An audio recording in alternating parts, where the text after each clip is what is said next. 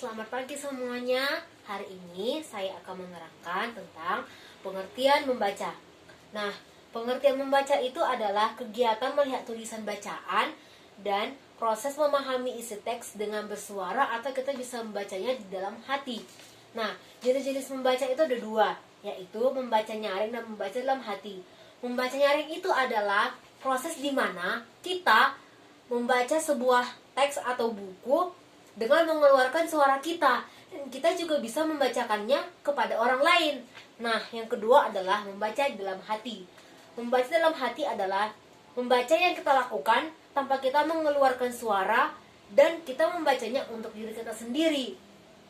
Biasanya orang yang membaca dalam hati ini orang yang benar-benar memerlukan ketenangan.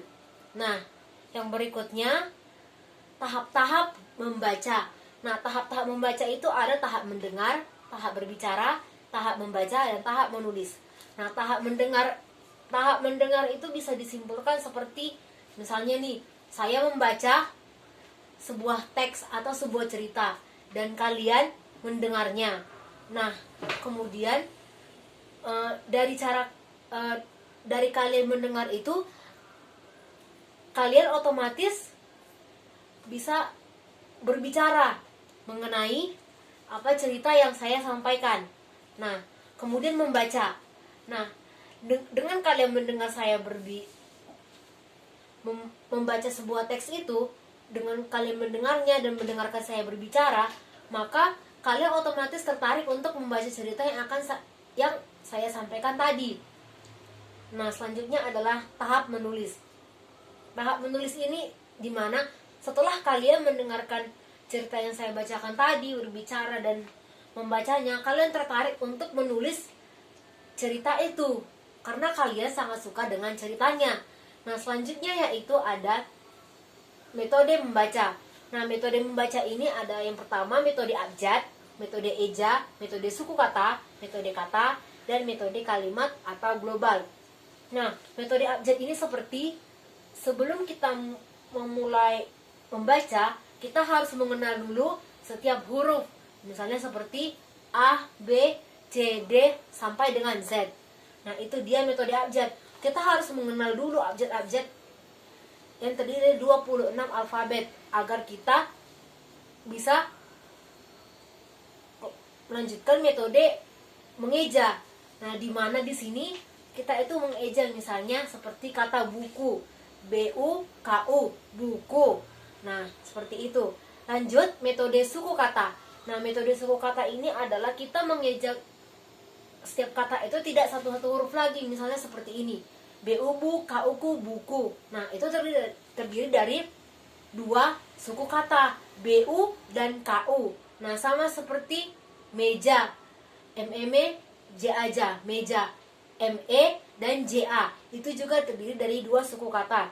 Yang berikutnya adalah metode kata. Nah, metode kata ini di mana kita mengucapkan satu persatu kata seperti pensil, meja, kertas, buku, pulpen, dan lain-lain. Nah, di sini ada juga metode kata. Metode kalimat atau globals. Nah, jika kita sudah memahami metode kata, selanjutnya kita masuk ke metode kalimat. Metode kalimat ini di mana kita membaca sebuah kalimat yang terdiri beberapa baris. Misalnya, contohnya saya membaca sebuah kalimat seperti ini. Membaca adalah kegiatan melihat tulisan bacaan dan proses memahami isi teks dengan bersuara atau bisa kita membacanya dalam hati. Nah, itu merupakan metode kalimat atau global. Nah, tapi dalam membaca kita juga harus memperhatikan tanda baca ya, seperti titik dan koma. Selanjutnya, berikutnya ada strategi membaca. Nah, strategi membaca itu apa sih?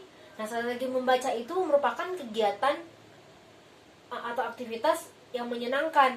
Nah, membaca itu bisa kita lakukan pada saat kita merasa bosan, tidak tahu mau melakukan aktivitas apa.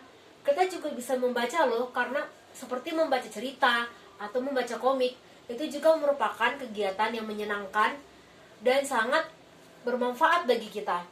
Nah, seperti kita ini punya waktu luang, tapi kita tidak tahu mengisi waktu luang kita dengan apa. Kita juga bisa mengisi waktu luang kita itu dengan membaca cerita-cerita yang menarik. Nah, selanjutnya ada dikatakan perpustakaan mini. Nah, perpustakaan mini, kita juga bisa membuat perpustakaan mini di dalam kamar kita sendiri loh.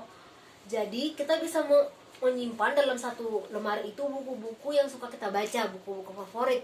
Nah, kita bisa membaca buku-buku itu di saat kita memiliki waktu luang atau di saat kita merasa bosan. Nah, yang berikutnya ada pendekatan membaca.